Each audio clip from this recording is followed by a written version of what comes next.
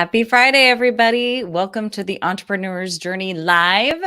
I'm your co host, Natalie Fairchild. I'm the heart, as you see in the logo. And Martin, my other co host, or the co host, The only other one. is the brain.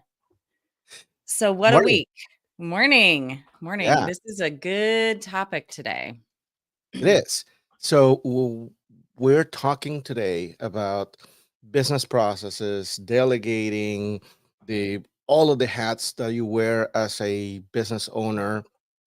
And I want to make sure that everyone listening, right, whether they have started a business or they haven't, that they understand that all this stuff needs to happen either way.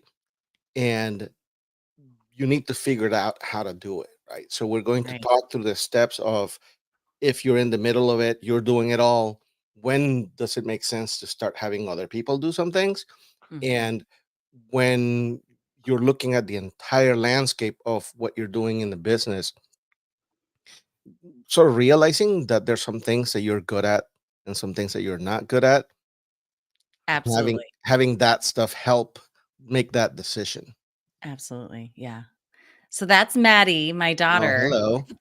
And Hey, Maddie. I guilted her into listening in. So I can't believe she's here, Mads. So do we want to start with So, delegation or what are you thinking? well, let's see how it goes. Um, Okay. so one of the things I think people recognize you for is that you've built a business where there's kind of like an inherent freedom around it, right? Like you can do things, you can expand, you can explore new avenues. You've developed a whole franchise system around your business and on top of the day-to-day operation of the business. So Mhm. I feel like we should hear from you more about Okay. this. All right. And first question I would throw at you is, well, so at some point you figured out maybe it's time to start bringing some people in. Yeah. Yeah. Tell me about that for you. What was that Yeah. process like? Well, there's a huge silver lining in Jim's disability because we didn't have the luxury of taking everything on ourselves. We had to delegate, we had to pull people in. But when it was just him and I and a few percologists, it was easy to manage for sure. Hmm. You saw them constantly. We used to joke that when Lisa would get back from a cart, we'd have her personally call us after every event to tell us how it went. Now we have, 300 events in December. Like you can't do that. 30 events a day or something like that. So, um when we started expanding the team and delegating, we knew we needed to delegate when business started to expand and we couldn't manage it ourselves. We felt a little overwhelmed Hmm. and we needed some extra help. So we're pro help. So I love that because I know it's really, really hard for people to ask for help, but it's so, so important. And it's scary because you're putting more money out again. But what I've found, it allows your business to expand and it allows growth, it allows freedom, it takes away the possibility of burnout, all those things. So it's really good to do, even though it's a scary move, but there's lots of scary moves as an entrepreneur. Yeah, Yeah. and so go ahead. Well, yeah, I was just gonna say, a lot of people, right? A lot of successful people, when answering the question, when did you start expanding? When did you start growing? When did you start building? Um, Throw burnout at you or throw too busy or you know forced into. And I feel like it's one of those places where you go inevitably Mhm, because, again, right, you have something that you've encouraged people to interact with, and all of a mhm. sudden there's demand for it, Right, and you're hitting your limits, right? Either right. you're now on it all the time and you have no time to breathe, or something happens, like in your case was Jim's disability, and you had to keep that going. Right. Right. If you read any business book, it'll say that you need to plan for it, right? It'll say that you need to plan for that kind of expansion. I just don't think that that actually happens a lot. I think that, I don't think so either. yeah, I think that I there's, think we pile on and we pile on until we're at a breaking point. And if we're self-aware, big bonus, and can catch it, or if we have business partners, consultants like yourself, Martin, who can reflect on that. I used to be first out on events. Every single event I was first out on. And we've talked about it before here, but that switch of you need to now be last was like, what? It was so scary. But again, that decision led to growth in the business. totally. And here's what I think, to your point, I think that there's better advice to say to people, look, here's what's going to happen. What's going to happen is you're going to push too hard. You're going to go Mhm. a little too much. You're going to Mhm. go too into deep, and you may hit this barrier Mhm. of potential burnout.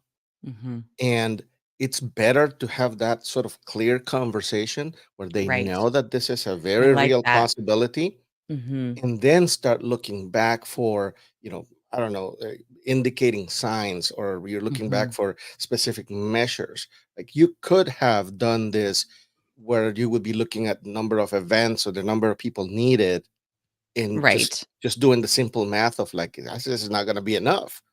Mhm. And that's probably a lot of what happened in practicality, Right.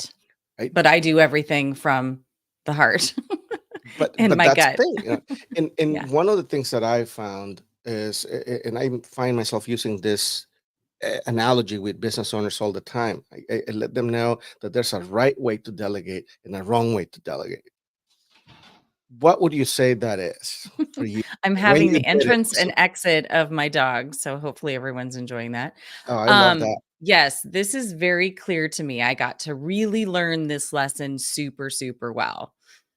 So when we moved to our commercial office, it was basically Tristan and I, again, easy communication. We knew everything that was happening. We were mostly in the same room. That's not true. I did have him in the corner in a warehouse, a cold warehouse, but that's another story. And so it's easy to manage what we're saying needs to be done and working together. But as you add more people to your team and give them the autonomy to do their job and trust them to do their job, in the beginning, I was like, people, you're just going to say, hey, what this needs to be done. Got it. Yep. Great. And it'll get done. Right. Not so much. And it's not because these people are not good employees. It's because we're human and we all need accountability. So here I am, the leader of Pacific Perks, but I need accountability from people like Martin and other groups to keep me on track. We all need that. We all need a system to keep organized in order to follow up with the things we say we're going to do, which is one of my key. I have a whole talk about that because it's basic, but it's not basic. Mm. The bar's really low there. So, So, yeah.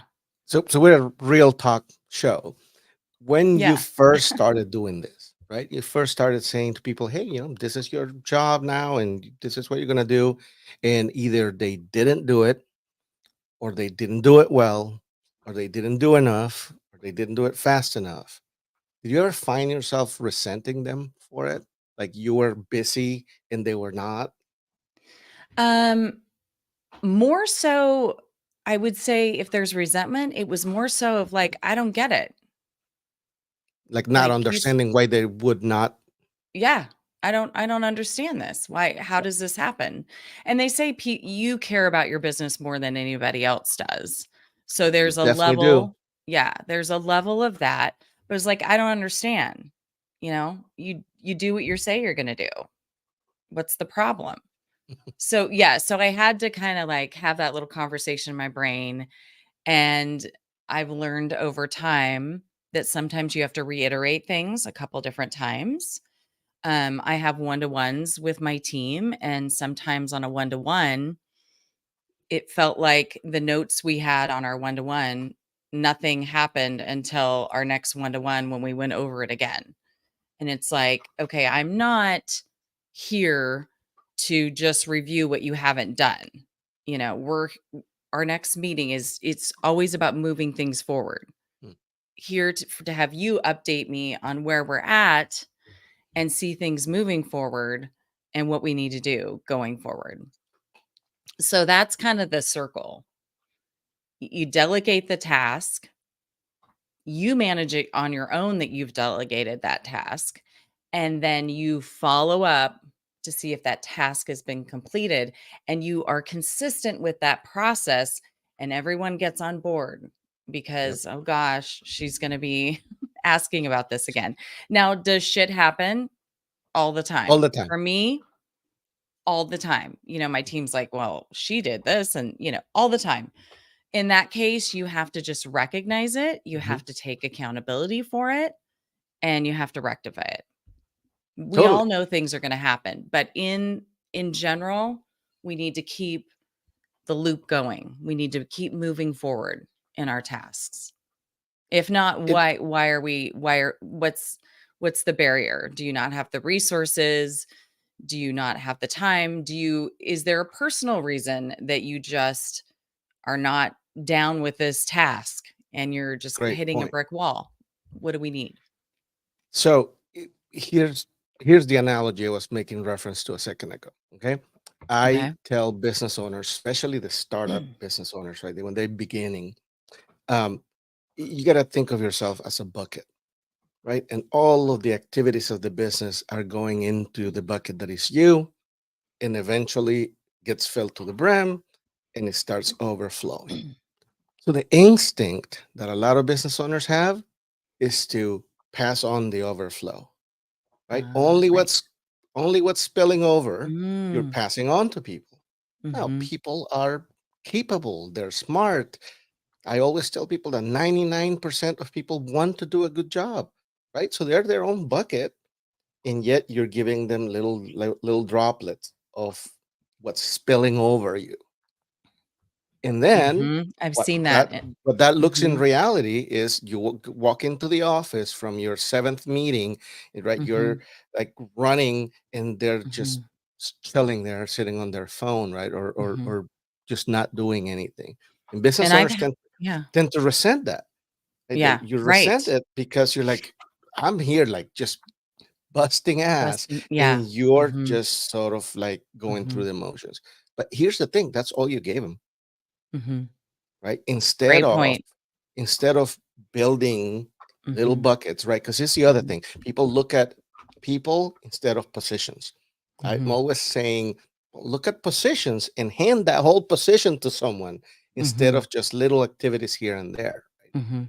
Yeah. I've So seen that if you for treat them sure. like a sufficient person, Mhm. and you Mhm. hand them, okay, well, this is all of the activities, you will Mhm. still have to do all the stuff you talked about.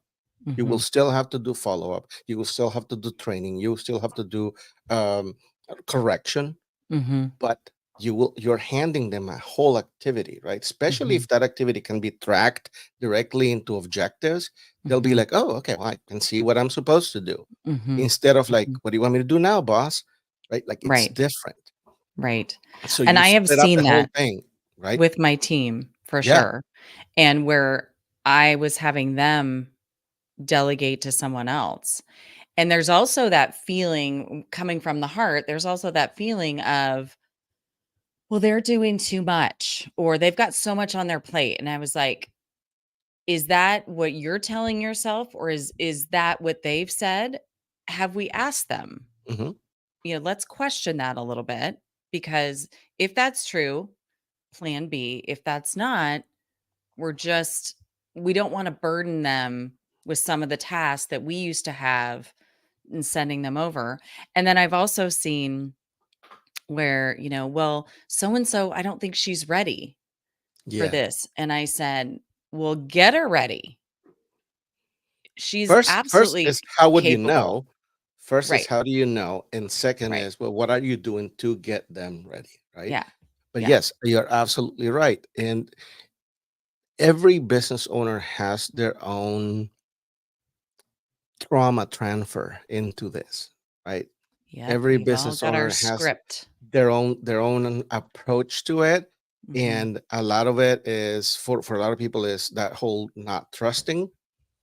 Right? You complain about them being slow. You complain about them not knowing what to do. You complain about them not doing things completely, but you don't mhm, trust them, right? To begin with, you never give them a mhm, complete car to mhm. drive, right? You never give them the whole thing so that they can go in and make some mistakes, go in and make some changes, go in and make some suggestions. And I Or think you you said trust something, them too much. You or, trust them too or, much. or you have the abdicators, right? The abdicators is says, okay, well, I gave it to her and like, she's just not doing it.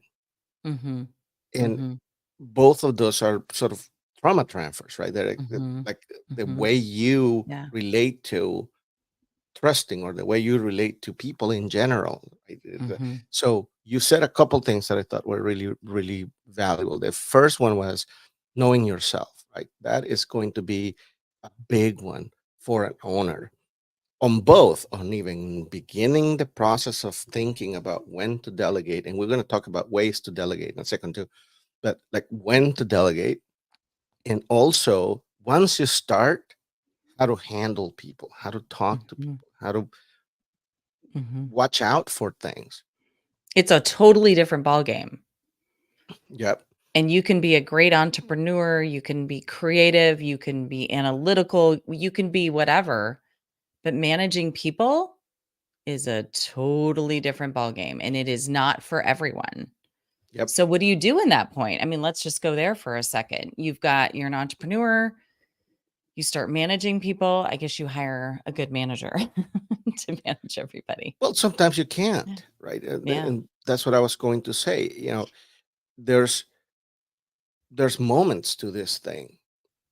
There's a lot of businesses that go through the process of, okay, I know I need help. Do I need full-time help? Mhm. Right? Like Mhm. half the time you don't. Right? Half the time Right. you've gotten to this place where like that the either the overflow is coming, or you're in the middle of it, or that the burnout's coming, which may be a little too late, Mhm. but you're already aware. Right? And Mhm. at the same time, either the business is not big enough, or you're not producing enough, or like you have to be paying out of pocket in order to have a full-time person doing the work. So that balance. And a lot of people don't think of all the steps in between. And I know that that's not what you did, but you're aware of that more now than you were at the beginning, right? At the beginning, you Mhm. needed somebody who's going to do all the stuff, but Mhm. now you know about outsourcing pieces of the work. Mhm. For sure. For sure. And really looking at, again, we've talked about this several times, everyone's talents and saying what do you like to do? You know, and if you can, creating the position around that. Of course, there may be some tasks in their job that they don't necessarily love. We all have those. But Hmm. if we can make it, 80-20, where 80% are things that they really enjoy, then great. They're excelling. And there's this thing about the heart tells me there's as a business owner, when you're getting to that burnout phase or overwhelmed, you create this energy around you. Mine is it can be intense, it can be very rigid, it can be non-empathetic, it can be extremely direct, and that energy does not help your business or your employees and as a whole to be able to grow. It just kind of stifles you. So when you feel like you're in that spot, it is a little signal to say, okay, something has to change. I Yep. remember it was 2009, I think. January is our slower month. Um, we were kind of stressed out about a few things, yada yada. I had an opportunity to go to Vegas at the home builders um, little expo, and someone from Northwest Natural was like, "Stay in my place," and I was like, "Okay, great." And Jim's like, "Go," and he said, "As soon as you left the state, the phone started ringing." And I've seen this happen with me time and time again. Like if my hands are too tight on the steering wheel and I release the grip, things start to happen. But we're in that rigid, intense space. We tend to stifle any growth. Totally. You just did something that I recommend highly as a management tool. And that may Use be my for hands. another show. No, that's me too. That may be for another show, but telling one on yourself is incredibly valuable management tool. Here's an example, right? Like you're beginning the process of bringing in somebody to your team. And my approach to it is I say, look, here's how I am. If I get into a place where, there's a chain of things not going well, I'm going to get really reserved on myself and I'm not going to communicate. That's what's Mhm, going to happen. mhm. That's what I do. That's Yeah, my thing. What's yours? Right? And then they'll yeah, share with you what their thing is because most people are that much aware. But nobody's had that conversation about what do you do when the shit hits the fan, right? How right. what's your normal approach? So when you said that, I remember you sharing that stuff with people that worked for you for throughout Mhm, the years, and that works really well. It mhm. works really well on bringing up the the the what is expected to happen when it's not going well. Right, right, yeah. Yeah, for Yeah, sure, absolutely, Candace. it's business and Yeah, life advice are indistinguishable. yeah, they really are, Yeah. because your personal life goes right into your business life, for sure. Well, we And behave very similarly. Right? yeah, and I come from the heart, obviously, so I'm very comfortable being vulnerable, and so I am vulnerable with my team about what's going on and if things are going on, and let them know that, we're there for them as well, and it does help the communication Right. and create a culture of that. And I tend to laugh at my mistakes. Now, some people hate me for that, Who hates but you for that? my ex-husband, he hated it when he'd catch me doing something and he'd bring it up and I'd start laughing because I was like, "Oh my god, you're right. I So do maybe the that." timing is off. That's all. The timing's Yeah, off. just the timing. To laugh hysterically. Yeah. But there has been some team members, especially Carla, that say, "One of the things I've learned from you is it's okay for me to make mistakes, Mhm. and the way you laugh at yourself for making them, it makes it more comfortable for me to make a mistake." And Well, not that she exactly. laughs at all of us. Well, we do. We throw each other under the bus and kinda Yeah, laugh but and but move but on.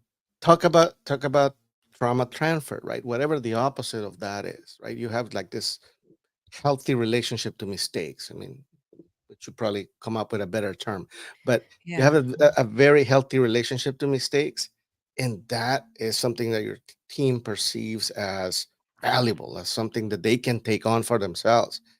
It's liberating, right? It's freeing if you know Well, that you yeah. can laugh at your mistakes instead of doing what most of us do, which is recriminating yourself, feeling bad about it, sort of Shaming like yourself. shaming yourself, reliving the moment over and over Mhm. and over again. Mhm. Now, I So I think wasn't that that's always like that, for sure. so. What happened? How did you how did you develop this? Life experience? Um, I think when my hands aren't on the steering wheel, I can react lighter to Mm. situations. My hands are too tight on that steering wheel, I'm probably gonna get defensive. But that's a good question. I'll have to think about it. Um, I don't know. I don't know. I love to laugh. I love funny. I love funny. And So there's lots of before funny. we before I ask you the next question, I'm going to ask you. I'm just going to revisit something real quick. Um, Mhm. Again, for everyone listening, the what we're talking about is not necessarily that step into having employees. There's a couple things that could happen before that. Right. Right? Yeah, these There's are a there's a lot of people who mhm. do task on demand work. There's a lot of people who do virtual assistant work. There's a lot of people who do part-time work. There's a lot of Yep. people who are like part-time on demand work, right? Mhm. There's a lot of layers for Mhm. delegation. And if you get nothing else out of today is, as long as you're delegating well, right, and people are clear as to what the objective is of what you gave them to do, and there's a little Mhm. process of feedback, you will get what you need out of that. And then Yeah, and the economics of it are just, as long as you get out of it more than you put in, you're you're in good business math, right? And right. sometimes what you're getting is the sleep you need for continuing the work. Sometimes what you're getting is that little peace of mind you need so that you can continue doing the selling. Right? And Peace of mind. that's the level of self-awareness that you need to seek out. Right. Mhm. So before we went into something else, I wanted to make sure I brought that up. But Mhm. you said something cool. You said something about employees caring. Mhm. And I already had that question ready for you. Oh. So every time I've ever had a conversation with any business owner about maybe it's time to hire some people, maybe it's time to do this, I preempt what's going to happen by telling them they're not going to care about your Mhm. business as much as you do, Mhm. right? They're just not. But Mhm. how do you make them care? Some. I really feel like it goes back to the culture and team, and, I think that my team feels heard and seen. It's not just me making decisions, we make them together. We get Hmm. input from everyone. I want input from everyone. If someone's quiet in a meeting, I'll say, "Hey, what do you think about that?" So I think that it's that I don't wanna word the family feeling because that can be good or bad, but just There's some bad families out there. I know, I think I think that yeah, totally. And so, yeah, I think it's just caring for them, letting them know they're seen and heard. And so when they But come to not yeah, like that. care, damn it. Yeah. Not like that. Um, so I think when they come to work or come and do their work, it feels like a soft landing. Right. And That's Carla, who it's kind of does a pretty all image. the yeah, accounts receivable, I swear she feels like it's her money, like in the best way. Oh yeah. Like, she's like, I got all these money and this checks I've been, da, da, da." I mean, she is vested in that money coming in, Yep. and I love it. I absolutely love it because she does care. So, gosh, Martin, I feel so lucky, and I also think it's the culture and the people that I try and bring to my team that really are Well, look, I that do mean, care. you have an advantage. Some will probably call it an unfair advantage. Is that you're incredibly intuitive about these things, Mhm. and you do them because they feel like the right thing to do. Yeah, it's So hard to so I'm gonna put emulate. a little structure around what you said. Okay, Okay, perfect, great, thanks, and then I'll write it in a book. the soft landing thing made me think of what you're talking about.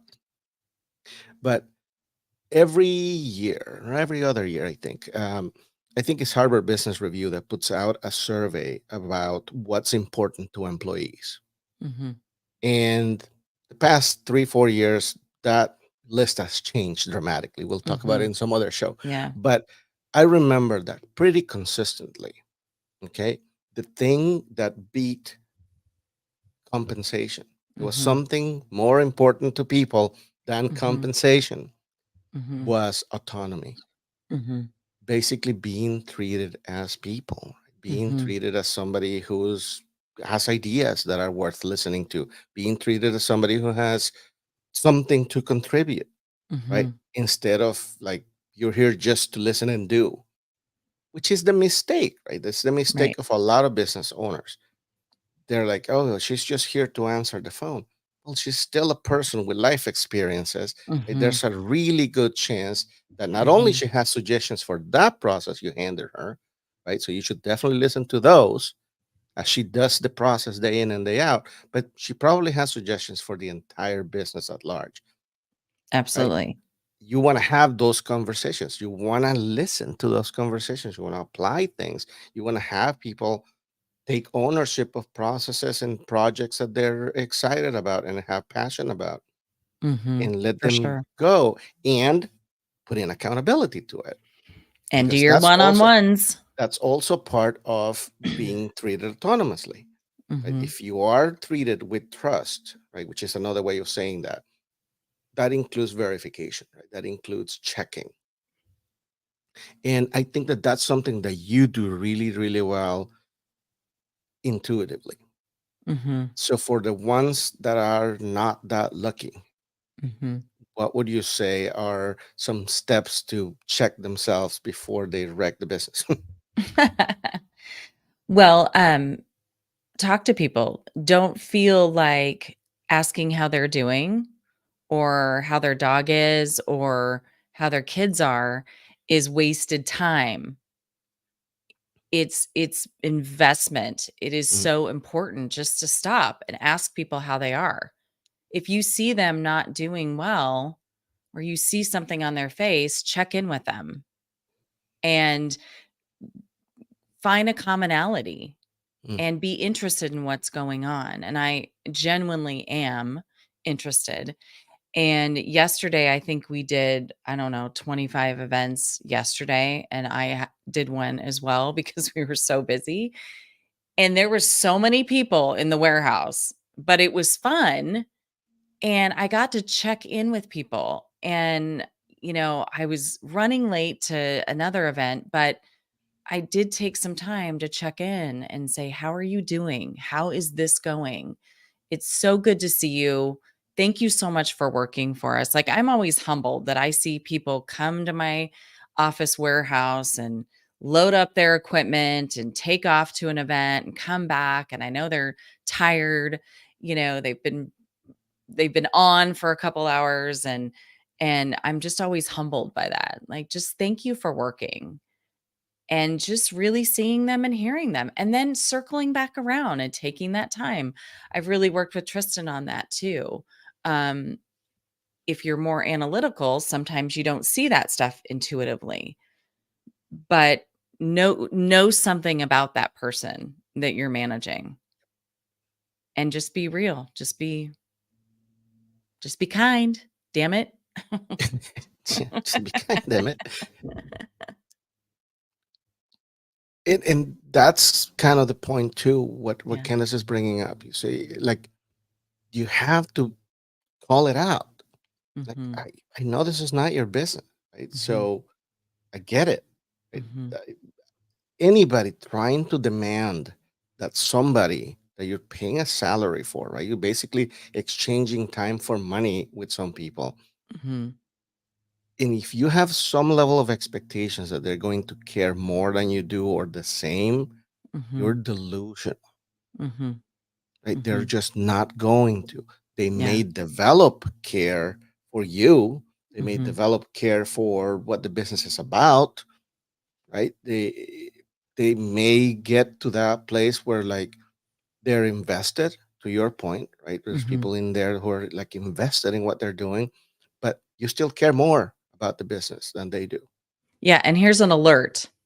If you're an employee right now, please enjoy the fact that you get to check out when it's time to check out and go to your other life.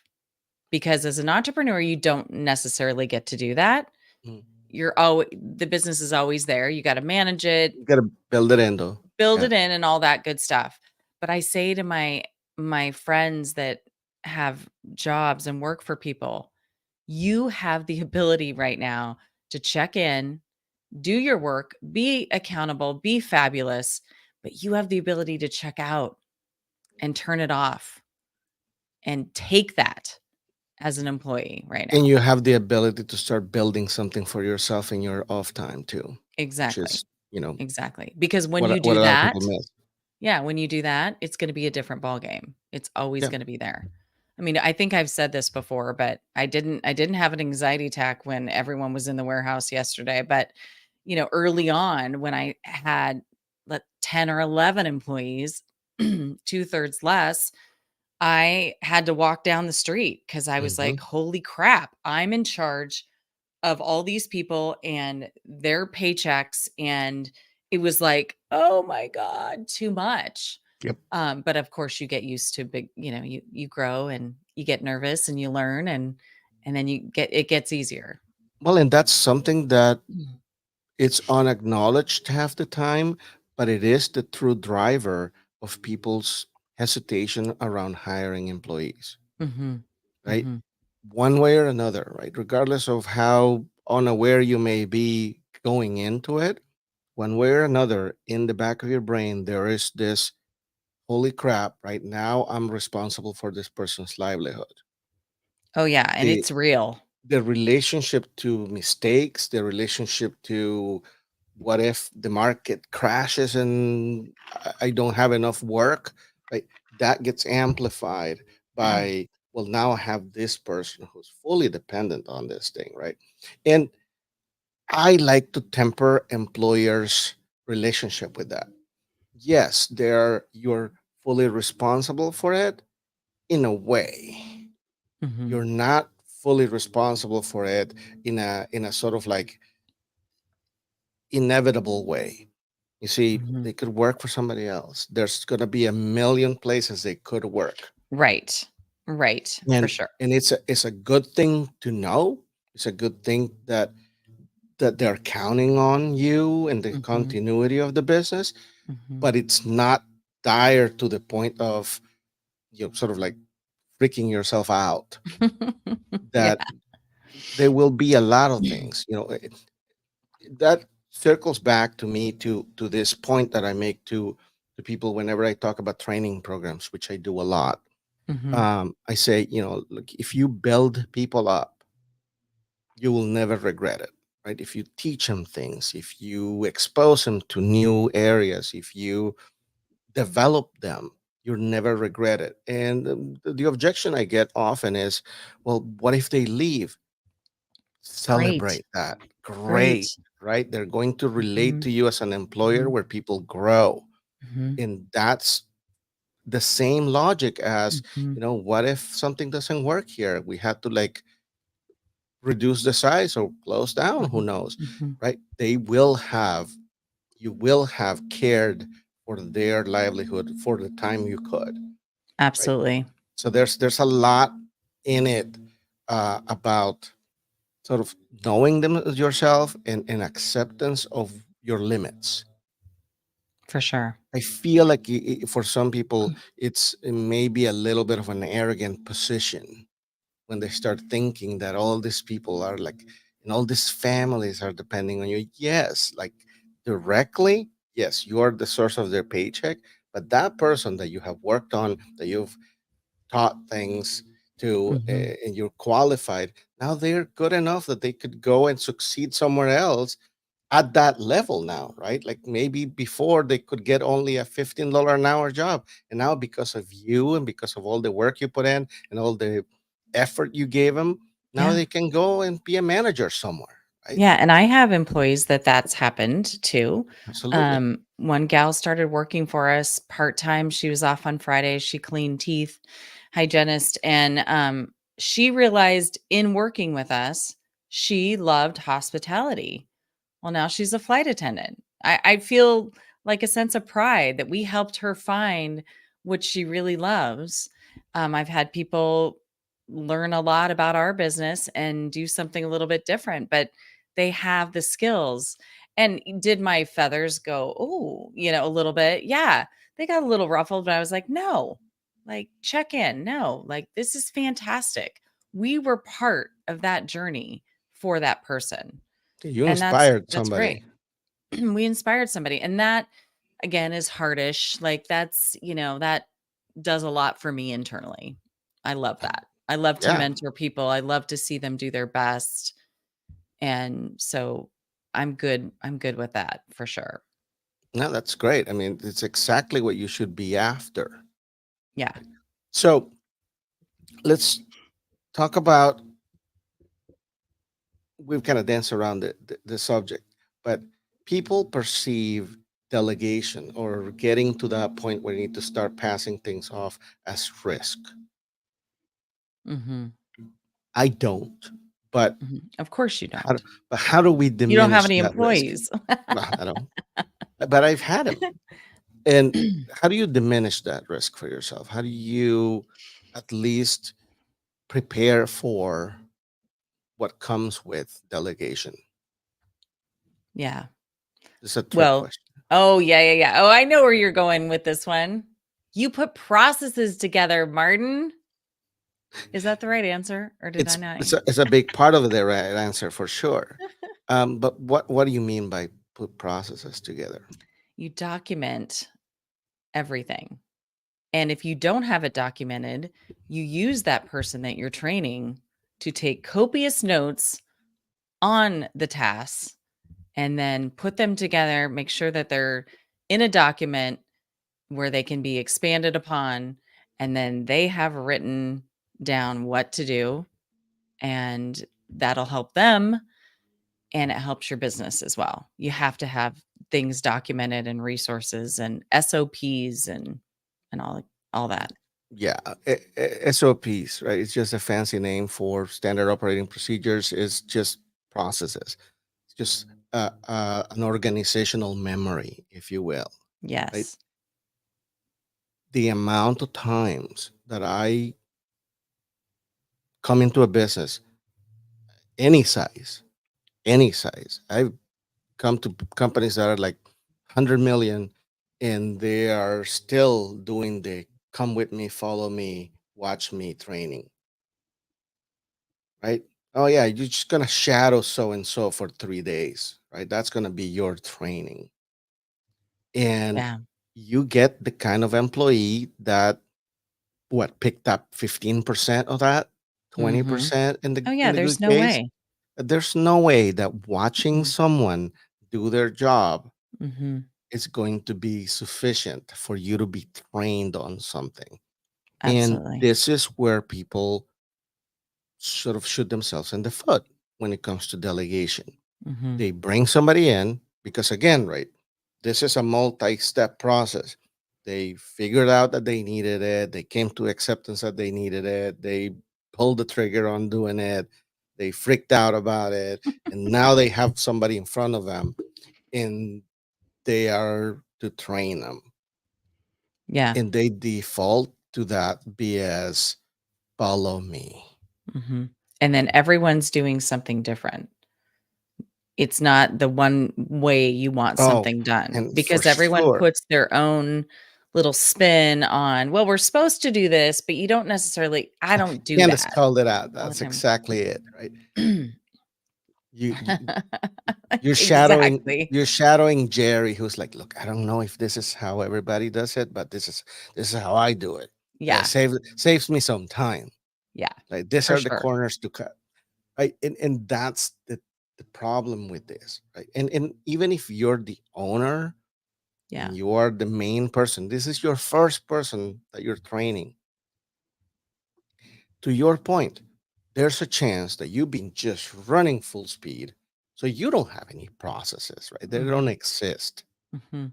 So when you hire Yeah. someone, again, right, if you're doing this with the full awareness that they're not going to care equally, they're not going to know pretty much anything, and they're Mhm. also are going to be there for you to tell them what to do, include putting process together into what you're telling them to do, right? Yep. Say, okay, Absolutely. well, here's what we're going to do, right? Yes, I guess you're going to watch me, but I want you to note the steps.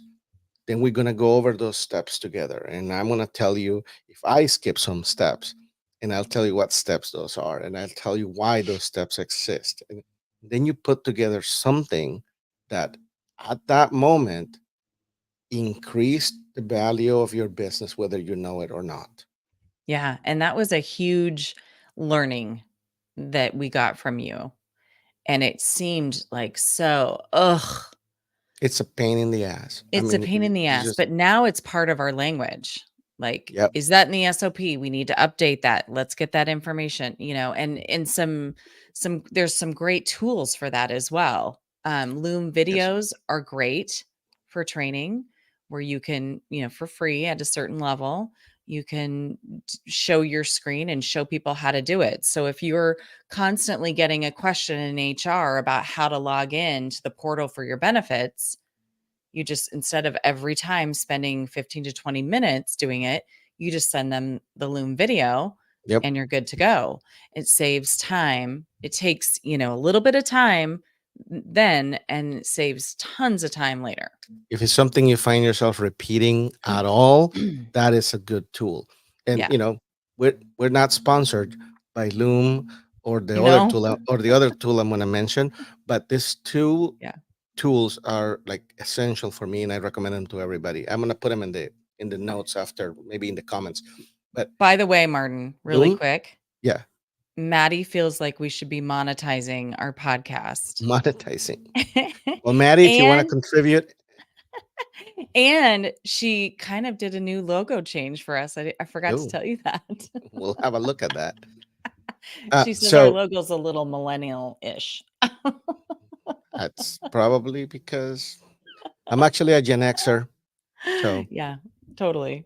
so I don't know. yeah, So, funny note, and that's me laughing and throwing Mads under the bus so lovingly, all at the same time. all at the same Yeah. time. So, Loom, to your point, great tool, right? If you have a quick process that you're going to show someone, especially if it involves some sort of decision making or some sort of uh, fork on the road, I Mhm, love Loom for that. mhm. The tool that I love for everything else is called Scribe. And Mm, Scribe basically, as you do something in your computer, it'll capture screenshots and the description of the step as you go, right? So you don't mm. even have to do anything differently. You just do whatever you normally do, and it'll list all of those things. You can edit them to up to a certain point too in the free version. But between those two tools, you I can didn't know document, about that or one. you can document everything. Mm. So Because it needs I'll put them in the to notes. okay, perfect. It needs to be robotic. It needs to be, someone could come in, even we use the term robotic, but I don't know if we should Yeah. use that anymore with AI. But just your 15-year-old child should be able to come in It and know should be simple, like, it exactly should be reduced screenshots. to Yeah. its smallest steps, and it should be sort of unequivocal. Like, you need to Mhm, there needs to be no ambiguity, which is the hardest part of mhm. doing any process, Right. So like you've making got it unequivocal. sorry, we're talking over each other. So training, you're making it so beneficial if you stop and train someone, which a lot of us say, I don't have time to train. I just got Everybody to do says it that. myself. So if you're training someone and you don't have a process and you're having them document the process, your business is gaining value and you're using different learning styles. They're Absolutely. seeing, they're writing it down, that and doing it. Hopefully, you definitely need that in there. Yep. And so the trifecta of a win-win, that it's one of those things that takes some time now for the benefit later. Yeah. And totally works, okay? Having that kind of process is what made your business franchisable. Mhm. Yes. Having that kind of process is what I've had other businesses use to double or triple their value. And our Because again, notebook's about this thick. for the Yeah. business owner, they can say to the new business owner, right, to the one buying the business, you can say, you don't have to work this. This Mhm. is already a machine that runs itself, and that has 3x, 4x value in the marketplace. Um, Mhm.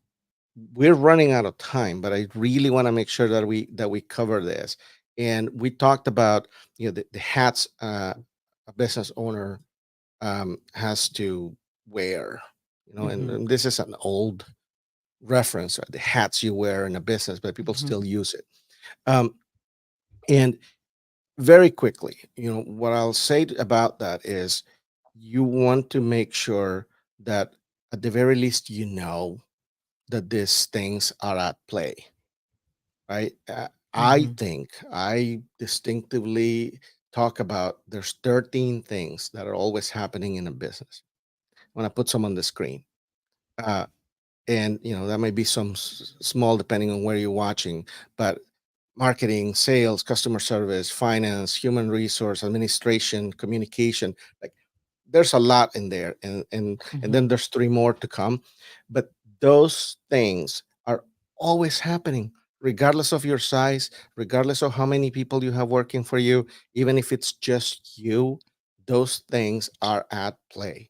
Okay, I And think we just dropped a bomb at the end of our podcast we're going to because have to people are like, revisit this. "Oh shit, We're going to have to I'm now revisit this. Yes. overwhelmed." Well, and that's the thing, like you're already doing it, right? There's no real reason to be overwhelmed about it. You're already doing it. Mhm. It's happening. Now, the awareness comes from, okay, well, there's no way that I do 13 things equally well. Correct. That brings you a little bit of insight as to where to go when it comes time to delegate. When And it what begins to, sparks you? Yeah. What are the exactly. things that, I What are like that things that, orange box right there, yeah, that's where that you little live. area. Yeah, that's where I live. Yeah. And, you want to make sure that, again, they're happening, right? Regardless of how much time you're putting into them, regardless of how much uh, effort is going into them, whether they're being doing well or they're being done well or not, they're happening. Mhm. And it's a good idea to have that level of awareness to see, okay, well, what of these things I suck at that I Mhm. should, when I start bringing people in, maybe bring them in there first. Mhm. Sometimes what we do is we don't plan that way and we start s- passing on stuff that we are just doing too much of. And that may Yeah, not be the play. The play may be to gain freedom from the things that you hate, you do too slowly, you don't do well, and then, be freed up to do more of the stuff that you're like super passionate about. absolutely. And then there's Absolutely. another little layer on it. Again, I don't know, I'm just dropping this at the end of the Yeah. show, Yeah, I think we've got our next topic after our guest. but we will definitely revisit this because I think it's important. But once you start looking at the top layer, right? Mhm. Every business has somebody setting the vision, Mhm. and that person's answering the question, what is the business going to do? In corporate America, you call it that the CEO. I don't care what you call it in a small business. But then there's somebody who's doing the execution, right? Okay, well, fine, that's a great vision. How are we going to make that happen? Right? There's somebody Mhm. practical looking at, okay, well, you want to go after a whole new market here. So Mhm. how do we do that? And that's in corporate talk, a COO, an operations person. And then you have the one that gets relegated the most, I think, is the timeline setter, right? Okay, fine. You guys want to do all of that stuff, right? And your plan looks amazing. But based on the resources we have and the time we have and the number of people we have, that's going to take this long, right? Yes, the person answering, when is this going to Mhm. get done? If you're doing it right in corporate, that's the CFO. Mhm. Right? So whether you like it or not, whether your business is a small little like manufacturing thing that you run out of your garage by yourself, you are the CEO, COO, CFO of that business, and you do 13 things all together when you're making it all happen. So you're either right now out there listening thinking, "Yes, I'm amazing," or "Holy shit." Well, holy shit, there's so much to do. And I think that you should have a healthy combination of both, Mhm. Mhm. right? If your thought is holy shit, there's a lot. Maybe you're at that place where you need to start looking at, okay, if I can, when I can, what out of all this stuff that I do, I need to shed. And that is the healthiest version of delegation. And it will just open your business up for growth. Even though Remove, it feels like a financial setback, to add that, it will allow for you to grow. Yeah, again, to your time and in time your again. example, right? You are amazing at business development. You're great at talking to people, having them understand the value proposition of your business. You're great at that. Why in the world would you not want to do more of that you're great at it, super effective, in Mhm. order for you to have more time to do accounting work, Oh. right? Oh. That's your specific example. Yeah, Like, yeah. I why? cost Instead myself of a ton of money if I exactly did that. instead of uh, uh, offset the accounting and do more of the thing that you're so good and natural at. And Right, that is the bottom line, I guess, here for the wrap up, that you don't have to delegate what you like. absolutely. And even as I'm not in the day-to-day, I still love the business development and the marketing types of things. I still do some, and I do it at a different level. Sure. Being And on you boards or doing speaking engagements or or things like that, or being the and face of the franchise, yeah, and right? I still get that need fulfilled, and it And has value. you've built a structure, you've built a business that allows you to do more of this, Yeah, yeah, right? And perfect. that is why the delegation worked. That is why the the point of bringing other people in, so that they can do some of the things that either you're not good at or you have no time for, such that you have more time for the things you do. It's working, and it's Yeah, worked traditionally. So that's perfect. the message. Awesome. That was great. I hope everyone got something out of that. Delegation, it doesn't mean that you have to be totally comfortable with it. A lot of the things that are worth it in life, you're not comfortable with in the beginning and you get there. So, um, our next show is November 3rd, first Friday of the month. We're kind of back on our schedule. And you're going to love Steph Hilfer. She is an ad agency, marketing agency, and she's going to be talking about living and breathing your brand. And she's got tons of energy. She's super It's fun. very energetic. She's very I'll energetic. skip my coffee that day. Totally, totally. So that's going to be super, super fun. And just a shout out to Candace, our number one fan. It is her birthday today. Happy Happy birthday. birthday. We love you listening in and love all your comments. So perfect. Well, it is Friday, and thank goodness it's been a really big, exciting week for Pacific Perks, and more to come on that. But everyone have a great weekend. Take care of yourself, and we will see you November 3rd. See you next time. Awesome.